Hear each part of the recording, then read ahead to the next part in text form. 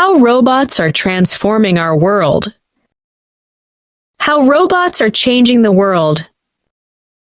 Hey everyone! Welcome to IdeaZoom Academy.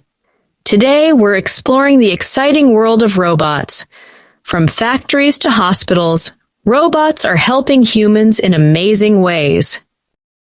What are robots? Robots are machines that can think, move, and work with little or no human help. They can be as small as a toy or as big as a car. Where do we use robots? Factories. Robots build cars, pack products, and even make chocolates. Space. Robots like rovers explore Mars where humans can't go. Homes. Vacuum robots clean floors while cooking robots help make food. Hospitals. Some robots assist in surgeries like the Da Vinci surgical system. Da Vinci surgical system, a super smart robot.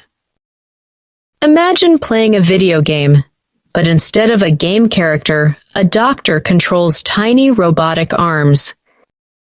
These robotic arms are super precise, helping doctors perform surgeries with less pain and faster healing.